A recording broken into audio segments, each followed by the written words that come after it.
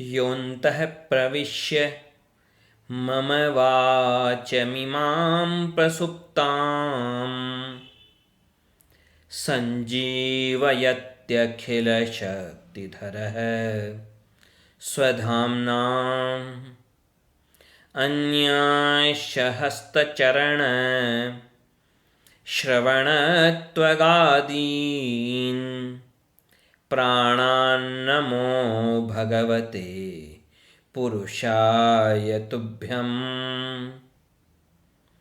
श्रीवीरराघवदयार्द्रकृपावतारम्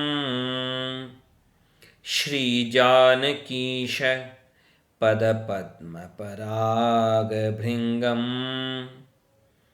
श्रीश्रीधरार्य चरणाम्बुजलग्नमौलिं श्रीदेशिकार्य घनश्यामगुरुं नमामः।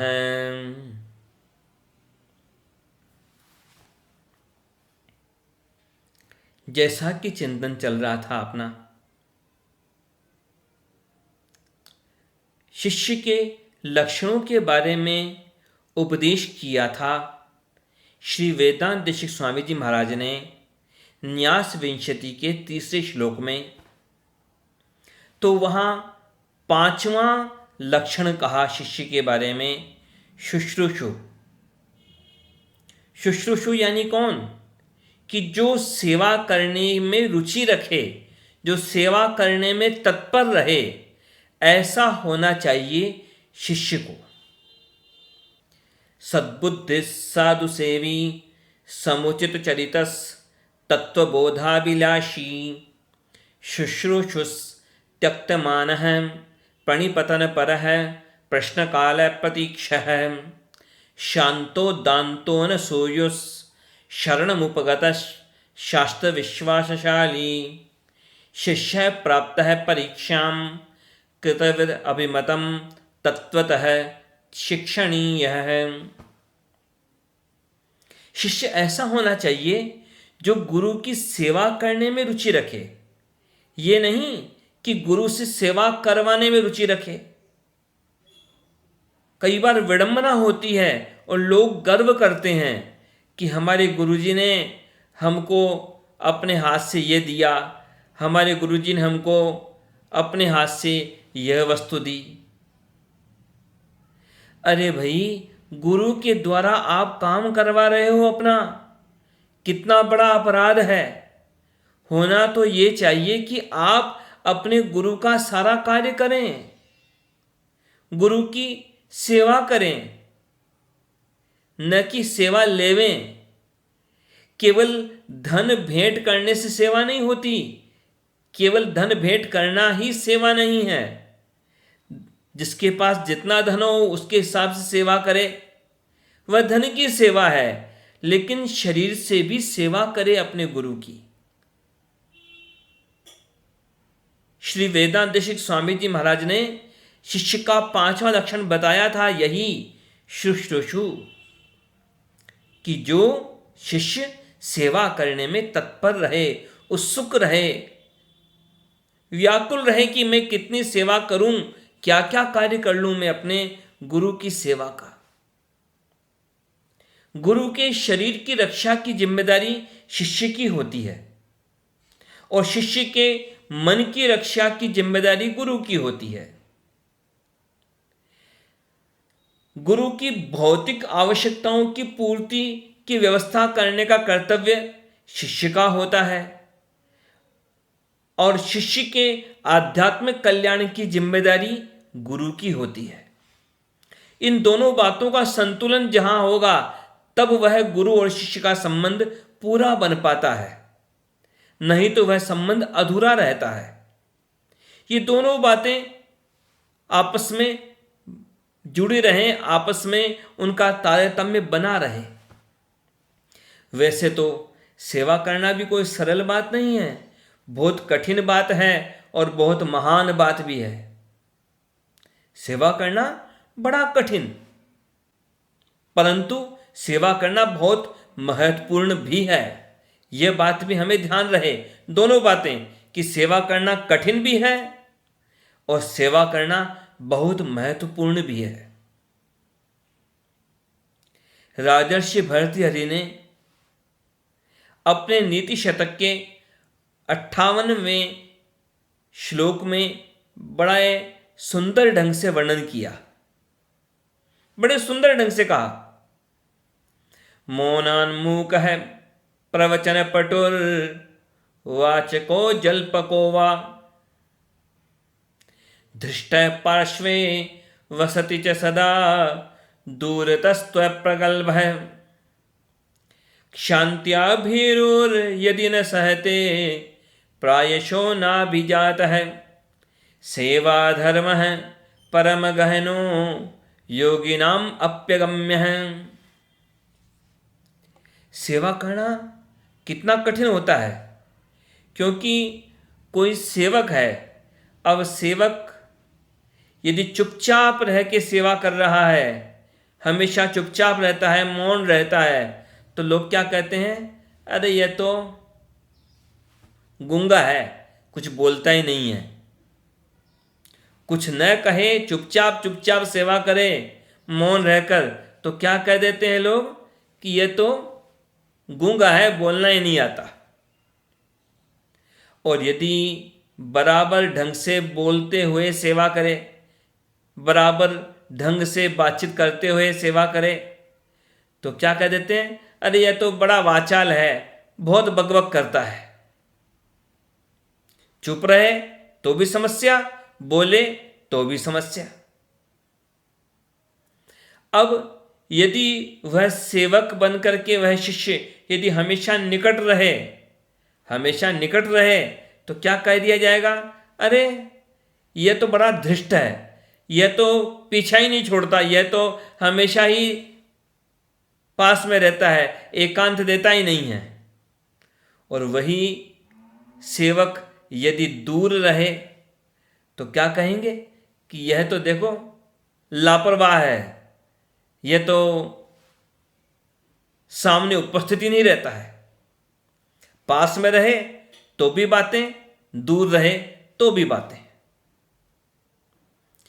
और यदि वह सेवक हर परिस्थिति को सहन करते हुए सेवा करे, सहनशील बन करके रहे, तो क्या कह देंगे कि यह तो डरपोक है, यह तो डरपोक है। यदि सहनशील है तो कहा जाएगा कि डरपोक है, और यदि अन्याय को सहन नहीं करे, अन्याय का प्रतिकार करे, अधर्म का प्रतिकार करे, तो क्या कहा जाएगा, अरे यह तो बड़ा उद्दंड है। तो यह सेवा करना कोई सरल बात नहीं है। कोई सेवक बनकर के शिष्य कोई सेवा करता है तो यह कोई छोटी बात नहीं है, बड़ी महान बात है, लेकिन महत्वपूर्ण बात भी है। सेवा धर्म है, परम गहन है, योगी नाम अप्यगम्य है।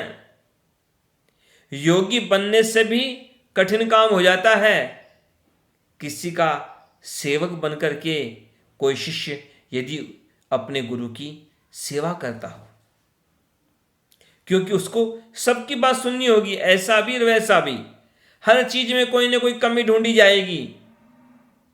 सेवा करना बड़ा कठिन है, सेवक बनकर के शिष्य बने रहना बड़ा कठिन है और बड़ी महान बात भी है। और कठिन मान करके कोई अपने कर्तव्य का त्याग न कर देवे।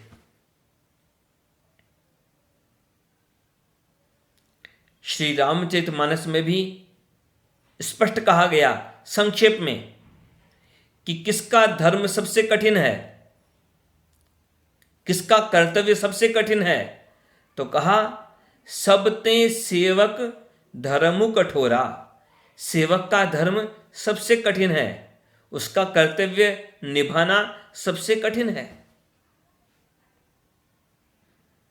लेकिन हमारे जो श्री संप्रदाय में, हमारे रावण संप्रदाय में कई आचार्य हुए ऐसे, जो आचार्य के रूप में अपने शिष्यों का कल्याण करते थे, और जब उनकी जिम्मेदारी थी, जब उनका कार्य रहा शिष्य के रूप में, तो उन्होंने शिष्य के रूप में अपने आचार्य की महान सेवा की। उन सब महापुरुषों का जो जीवन चरित्र है, उनका जो व्यवहार है, वह हम सब शिष्यजनों के लिए अनुकरणीय है, आदर्श है कि कैसे हम अपने कर्तव्य का निर्वाह करें, कैसे हम सच्चे शिष्य बने, कैसे हम सच्चे शिष्य बनकर गुरु कृपा को प्राप्त करने योग्य बने और फिर भगवान की कृपा को प्राप्त कर सकें। हमारे यतिराज स्वामी श्री रामानुज स्वामी जी महाराज, उनके शिष्य थे श्री कुरेश स्वामी जी। वैसे कुरेश स्वामी जी आयु में रामानुज स्वामी जी से भी बड़े थे, लेकिन थे क्या? थे शिष्य। और दोनों गुरु और शिष्य दोनों का आपस में जो संबंध था, जो आपस में व्यवहार था, उसकी आत्मीयता का कोई वर्णन कर नहीं सकता। कुरेश स्वामी जी, उन्होंने अपनी रचनाओं में कुछ ऐसे ऐसे शब्दों का प्रयोग किया, रामानुजांग्री शरणोस्मि, कि मैं तो रामानुज स्वामी जी के श्री चरणों की शरण में हूं। और कहा उन्होंने एक जगह पर, रामानुजार्य वशगः परिवर्तिशीय, कि मैं तो हमेशा हमेशा रामानुज स्वामी जी के अधीन रह करके ही व्यवहार करना चाहता हूं। तो वे कुरेश स्वामी जी, उनके जीवन की कुछ घटनाओं का चिंतन आया, इस समय स्मरण आया। एक बार की बात थी कि वे कुरेश स्वामी जी एक बार रंगनाथ जी के मंदिर में गए।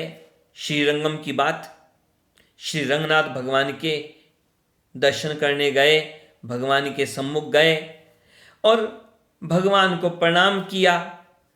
और भगवान ने भी आज कुछ कृपा करते हुए कह दिया कुरेश स्वामी जी से कि भाई, तुम तो बड़े भक्त हो, बड़े सदाचारी हो, तुम मेरे अत्यंत प्रीति पात्र हो, चलो मुझसे तुम चाहे जो वरदान मांग लो, मैं वरदान देने को तैयार हूं।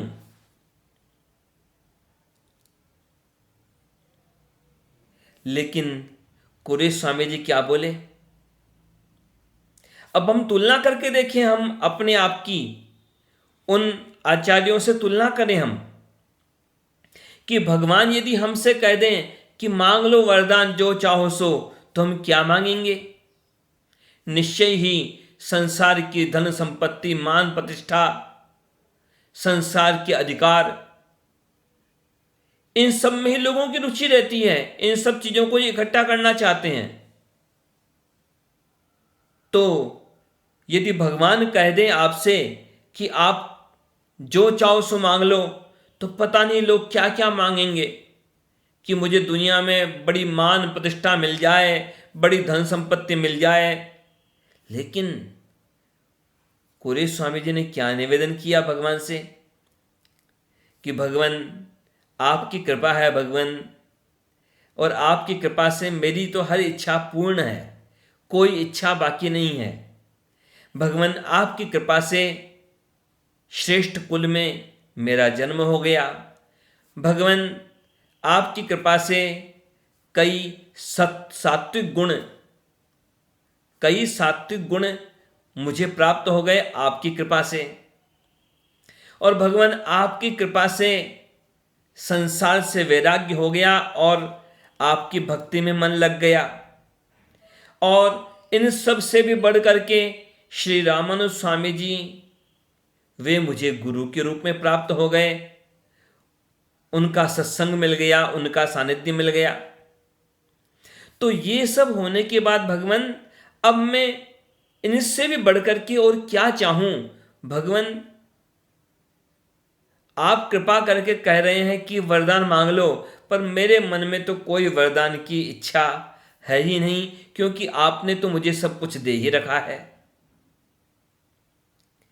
लेकिन रंगनाथ भगवान ने कहा, नहीं नहीं, ऐसे मना करने से नहीं चलेगा, कुछ न कुछ तो मुझे वरदान देना ही है, यह मेरा दृढ़ संकल्प है, आपको इसे स्वीकार करना ही होगा।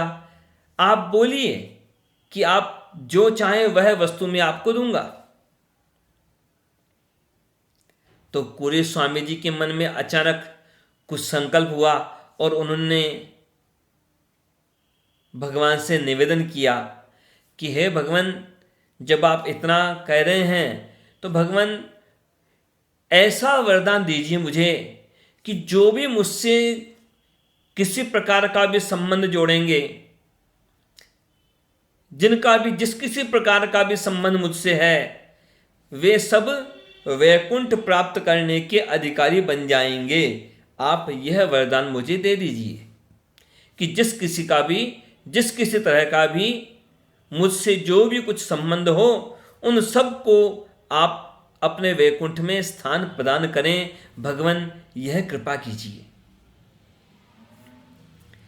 भगवान तो पहले से ही वरदान देने को तैयार थे। भगवान ने तथास्तु कह दिया कि ठीक है, ऐसा ही होगा। अब यह समाचार कुछ भक्तों ने रामानुज स्वामी जी महाराज को बताया। अब जैसे रामानुज स्वामी जी ने यह समाचार सुना, रामानुज स्वामी जी की आयु उस समय 100 वर्ष के आसपास रही होगी। तो उस 100 वर्ष की आयु के होने पर भी रामानुज स्वामी जी यह समाचार सुनते ही बड़े प्रसन्न हो गए। अपने कंधे पर जो उत्तरीय जो उनके पास रहता था, कंधे पर रखा हुआ, उस उत्तरीय वस्त्र को लपेट कर गेंद जैसा बना करके, जैसा कोई बालक, जैसे कोई बच्चा खुश होके कपड़े की गेंद बना बना के उछालता है, ऐसे ही बड़े प्रसन्न होकर के अपने उत्तरीय को उछालने लगे, गेंद बना करके बार बार, बड़े प्रसन्न होकर के। तो अब तो जो भक्त थे वहां पर, जो शिष्य थे वहां पर, उन्होंने आश्चर्यचकित होकर के पूछ लिया कि यह क्या बात है, आप इतने प्रसन्न कैसे हो रहे हैं, बच्चों के समान कैसे उछल रहे हैं, कूद रहे हैं आप, इतनी प्रसन्नता की बात क्या हो गई।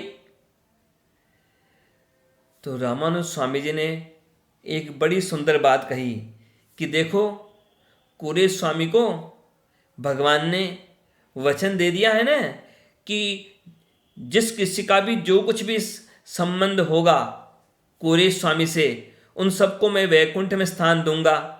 तो आखिर कुरे स्वामी से मेरा भी तो संबंध है ना, मैं उसका गुरु हूं ना। तो अब कुरे स्वामी को यदि भगवान वैकुंठ के लिए यह वचन दे रहे हैं, तो कुरे स्वामी के संबंध के कारण मुझे भी मोक्ष अवश्य मिल जाएगा, भगवान का धाम मिल जाएगा।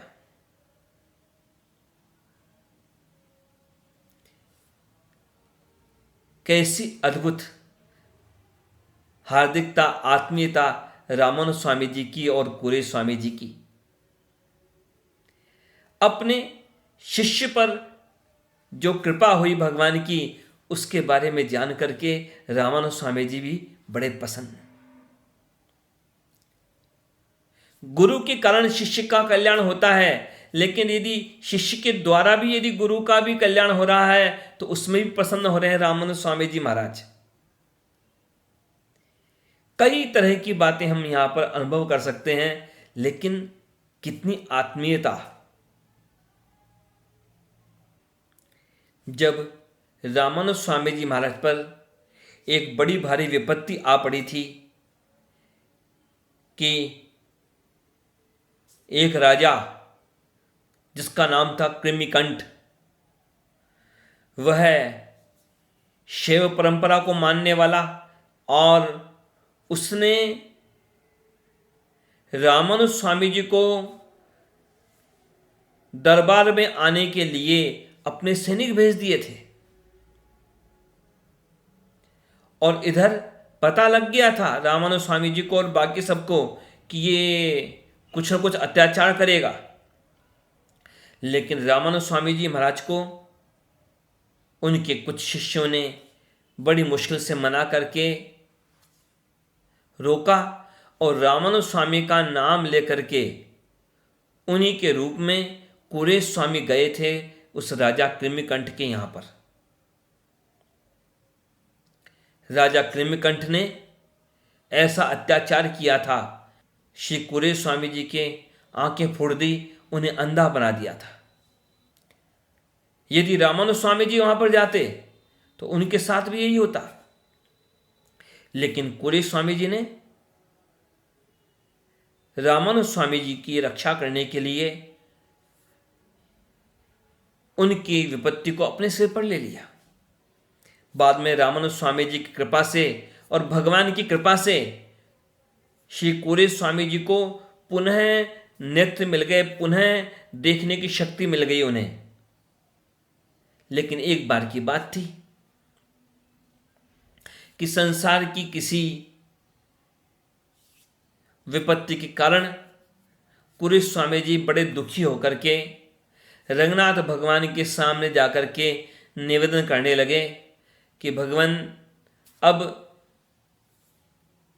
जल्दी ही मुझे इस संसार के बंधन से छुटकारा दीजिए, इस शरीर के बंधन से छुटकारा दीजिए, अपने धाम में बुला लीजिए। ऐसा निवेदन किया श्री कुरेश स्वामी जी ने श्री रंगनाथ भगवान से। भगवान ने भी कह दिया कुरेश स्वामी जी से कि ठीक है, अमुक अमुक दिन आपको मोक्ष मिल जाएगा, आप शरीर के बंधन से छूट जाएंगे और आप उस दिन मेरे धाम में आ जाएंगे। अब कुरेश स्वामी जी तो यह सुनते ही बड़े प्रसन्न हो गए और प्रतीक्षा करने लगे उस दिन की, जिस दिन की बात कही थी भगवान ने कि उस दिन आपको मेरा धाम मिलेगा। ठीक बात है, मृत्यु का दिन पता हो, मृत्यु के बारे में पता लगे तो संसार के लोग तो दुखी हो जाते हैं, व्याकुल हो जाते हैं कि मरना पड़ेगा। संसार के लोग मृत्यु की चर्चा से दुखी हो जाते हैं। लेकिन भगवान के भक्त मृत्यु से डरते नहीं हैं, मृत्यु से घबराते नहीं हैं। क्यों नहीं घबराते? कारण क्या है? घबराने का क्या कारण और न घबराने का क्या कारण? महाभारत के आश्वमेधिक पर्व के 104वें अध्याय के 6ठे श्लोक में स्वयं भगवान का वचन है, प्रायेणा कृतकृत्यस्तु मृत्योरुद्विजिते जनः कृतकृत्याः प्रतीक्षन्ते मृत्युम प्रियमिवातिथिम। कि जो लोग कृतकृत्य नहीं होते, यानी जिन्होंने अपने कर्तव्य का पालन पूरा नहीं किया होता, जिन लोगों ने अपने कर्तव्य का पालन किया नहीं हो, जिन्होंने भगवान की भक्ति नहीं की, जिन्होंने अपने कर्तव्य का पालन किया नहीं पूरा और कर्तव्य करने की जगह जिन्होंने किए हों पाप, तो वे लोग मृत्यु से डरते हैं। क्यों? क्योंकि मरने के बाद उन्हें जाना पड़ेगा यमराज के सामने, उन्हें जाना पड़ेगा नरकों में। लेकिन जो कृतकृत्य हैं, जिन्होंने अपना कर्तव्य पूरा कर लिया, वे लोग मृत्यु का स्वागत करते हैं।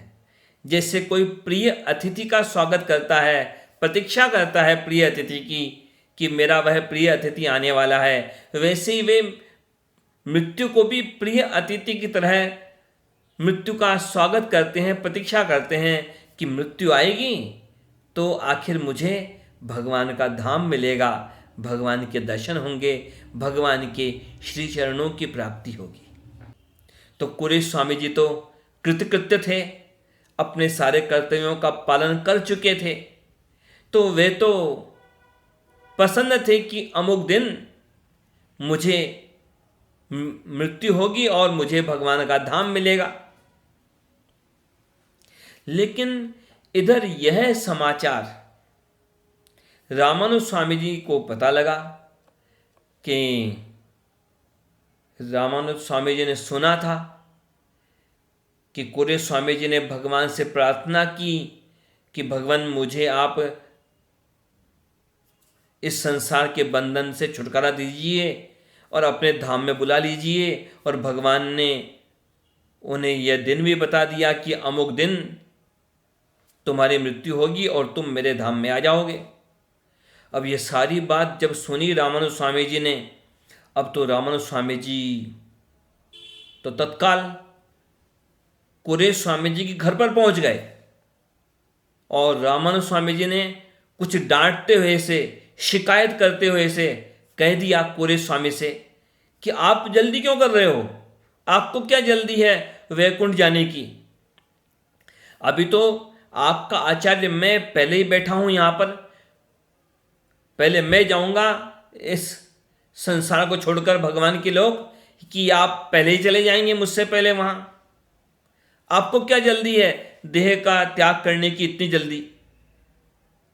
मुझसे पहले आप भगवान के लोग चले जाएंगे शिष्य होकर, तो ये कोई अच्छी बात थोड़ी होगी।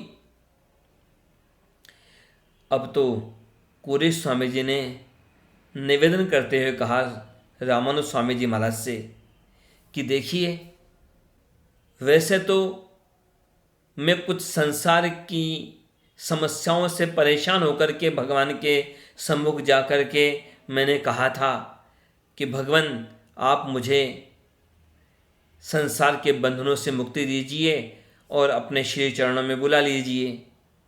तो वह तो एक कारण था ही, लेकिन एक कारण और है भगवान। रामानुज स्वामी जी से कहा कुरे स्वामी जी ने कि क्या कहा कि एक कारण और है, इसलिए मैं आपसे पहले जाना चाहता हूं वैकुंठ में। कि क्या कारण? कुरे स्वामी जी ने कहा कि देखिए, वैकुंठ में वैसे तो सब अच्छा ही अच्छा है, लेकिन वैकुंठ की एक व्यवस्था मुझे उचित नहीं लगती, इसलिए मैं आपसे पहले वहां जाना चाहता हूं। मैं भले ही शिष्य हूं, लेकिन शिष्य होने के कारण से ही मैं आपसे पहले मैं पहुंचना चाहता हूं भगवान के धाम। कि क्यों? रामानुज स्वामी जी ने जब पूछा तो कुरे स्वामी जी कहने लगे कि देखिए, बात ऐसी है कि वैकुंठ में और सब तो अच्छा है, लेकिन एक बात ऐसी होती है कि जब भी कोई नया व्यक्ति, नया भक्त जब वैकुंठ में प्रवेश करता है, तो पहले से जो वैकुंठ में पहुंचे हुए हैं, जो मुक्त लोग, जो मुक्त भक्त जो हैं वहाँ पर, जिनको मुक्ति मिल गई, भगवान का धाम मिल गया, तो वे सब उस आने वाले नए व्यक्ति का स्वागत सत्कार करते हैं, उसकी स्वागत की व्यवस्था करते हैं। तो देखिए, यदि आप पहले वैकुंठ चले जाएंगे और मैं बाद में आऊँगा, तो आप पहले पहुँचे रहेंगे वहाँ पर, तो फिर आप वहाँ पहुँच करके मेरे स्वागत की व्यवस्था करेंगे। तो नहीं नहीं, आप गुरु हैं और गुरु होकर के आप मेरे स्वागत की व्यवस्था करेंगे, मेरे लिए कोई कार्य करेंगे, तो यह बात मुझे उचित नहीं लगती। इसलिए मैं तो यह चाहता हूँ कि मैं शिष्य हूँ तो यहाँ भी शिष्य हूँ और वहाँ भी शिष्य बन के रहूँ। मैं तो चाहता हूँ कि पहले पहुँच जाऊँ आपसे पहले वहाँ वैकुंठ में, ताकि वहाँ पर जब आपका आगमन होगा तो मैं आपके स्वागत की तैयारी को मैं करूं और मैं आपकी सेवा के लिए वहाँ भी तत्पर रहूं। मैं आपकी सेवा करूं, मैं आपके लिए कुछ कार्य करूं, आपको मेरे लिए कोई कार्य न करना पड़े, इसलिए मैं आपसे भी पहले वहाँ वैकुंठ में पहुँचना चाहता हूँ। कैसा दिव्य भाव श्री कुरे स्वामी जी महाराज का। अब वैकुंठ की तो बात ऐसी है कि वहाँ पर कोई अंतर नहीं है, वहाँ सब समानता का हिसाब है। वहाँ कोई छोटा नहीं है, कोई बड़ा नहीं है, कोई गुरु नहीं है, कोई शिष्य नहीं है। वहाँ पर सब कुछ समान है, वहाँ पर कोई भेदभाव नहीं होता। इसके बारे में वेदों में कहा गया परमम साम्यम उपैति। वहाँ पर परम धाम में समानता ही समानता है, वहाँ कोई तरह का भेदभाव नहीं है। रामानुज स्वामी जी के मुख से तो निकली बात, अत्यंत भक्ति युक्ता नाम नैव शास्त्रम न च क्रम है, कि जो अत्यंत भक्ति वाले जो भक्त हैं, शिष्य हैं, उनके लिए कोई शास्त्र नहीं है, उनके लिए कोई क्रम नहीं है। तो कैसा भाव कुरेश स्वामी जी का, रामानुज स्वामी जी की सेवा करने में कितनी उनकी रुचि, कितनी तत्परता। ये हैं सेवा करने में रुचि रखने वाले शिष्य के लक्षण। शुश्रूषु, जो सेवा करने में रुचि रखे, जो सेवा करने में हमेशा तत्पर रहे। तो ऐसे गुरु और शिष्य रामानुज स्वामी जी महाराज और श्री कुरेश स्वामी जी महाराज, उनका जो जीवन व्यवहार है वह प्रशंसनीय है, अनुकरणीय है, चिंतन करने योग्य है, मनन करने योग्य है। भगवान के श्री चरणों में प्रार्थना है कि हम सब भी अपने गुरुजनों की सेवा करने में तत्पर रहें। हम हमेशा और हमेशा अपने गुरु की सेवा करने में रुचि रखें। कभी भी यह अपेक्षा न करें कि गुरु हमारे लिए कुछ करे। गुरु तो हमारे लिए आध्यात्मिक मार्गदर्शन करे, आध्यात्मिक कल्याण करे हमारा, बाकी तो भौतिक रूप से तो हम हमेशा और हमेशा अपने गुरु की सेवा में तत्पर रहें। भगवान के श्री चरणों में यही प्रार्थना है, यही निवेदन है। जय श्रीमन नारायण।